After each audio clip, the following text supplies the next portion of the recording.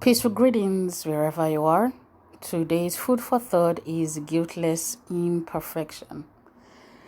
A lot of us are struggling so hard to be perfect, to catch up or imitate or emulate standards that frankly are non existent.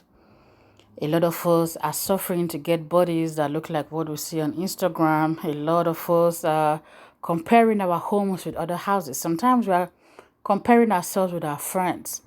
Oh, my friend doesn't repeat the same dress ever, so you must catch up because that's the perfect life somehow. There is no such thing as a perfect life. There is no such thing as a perfect body. There is no such thing as a perfect relationship. There is no such thing as a perfect home. In fact, there is no such thing as perfection, not for us humans. The only perfect being is God because He is omnipotent, He is omnipresent, He is omniscient. He is all powerful. He can be present everywhere, and He knows it all. Even before the world was created, He knew today. There is no human being that can boast those three things. If the day we become perfect is the day we become God, we can never become God, so we can never be perfect. What we do is strive in our own way to do the best we can. In terms of the way we live our lives and the moral way we live our lives, we are striving to be like Christ. That is our model.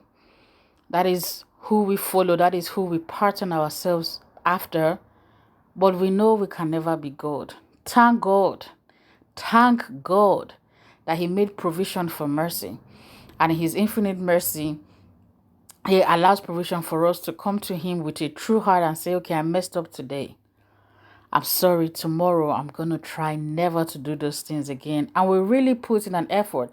Thank God He's a God who discerns the hearts and the minds because He knows when we are truly trying and when we are not to be different. And then when it comes to even the practical way we live our lives, the way our relationships with others, I've met or read about a lot of people who feel guilty because, oh, my child, the way I raised my child doesn't conform with what the expert says the ideal way. Or even single women like me who are stressed out. Oh, this magazine said the ideal height on a woman that men are attracted to is this, or the ideal shape is this, or the ideal weight, or the ideal color is. Well, I call bull on all of that because there is no magazine on this planet that has interviewed every single man, and men are not a monolith. And God created us differently. There is no way God created each and every one of us without creating someone, our other half. The day He created man, He created a woman who should be attached to Him regardless of height, shape, weight, color, accent, location, dot, dot, dot, dot. Sometimes we go our own way and we get hitched to people we're not supposed to get hitched to, but that's not what this is about. I'm not talking about that right now. I'm saying we need to celebrate what are imperfections, even the things we think that are imperfect but are just the way we are, from the way we look, the shape of our nose, our height. And there are times we need to accept no matter how hard we work and no matter how hard we try, there are just certain things that will never be. For example, I think I am shorter than whatever those so-called magazines call the ideal height for women. There is no, regardless of how hard I work, there is nothing I can do that can change my height. I'm definitely not going to kill my ankles wearing some impossible heels just to appear taller. That's nonsense. My body shape is my body shape. My color is my color. It's beautiful. It's black, and that's how God made me. There are just some things that we cannot and we should not be changing. There are some things we are looking at imperfections that are really not. And we are just allowing outside influences to change our perception or perspective. So my challenge for you this week is when you look in your life, look at your life and look at yourself. What are those things you think that are imperfect? And pick 2 or 3 of those things, and you know what? For this week, celebrate them. You're not too tall, celebrate it. You're too tall, celebrate your height. Love your height. Love your complexion. Treat it right. Your house, it might not look like a Martha Stewart spread on her this thing. Is it clean? Yes. The furniture might be a little bit worn out or broken.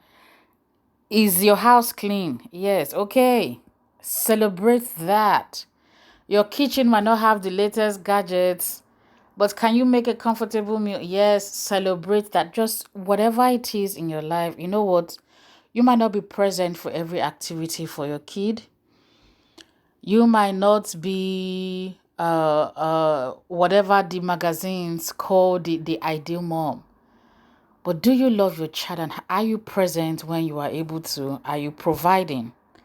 Are you protecting them? Are you praying for them? Okay, celebrate the way you've been a mother.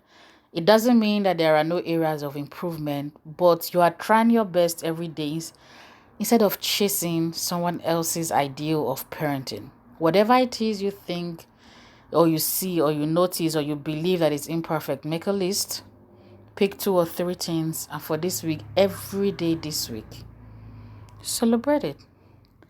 Celebrate your imperfections and be guilt-free and be stress-free. We feel so guilty because things are not going perfectly as planned. Oh, the 10 things I wanted to achieve by the time I'm 45, by the time I'm 32, I've only achieved one.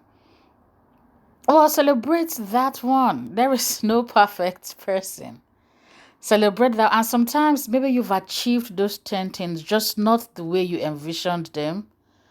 So let's think about it this week. What are the things you think you are imperfect? Celebrate them. Have guilt-free imperfection. Live guilt-free, live stress-free, and celebrate your imperfections. Have a blessed week. Remember, blessed.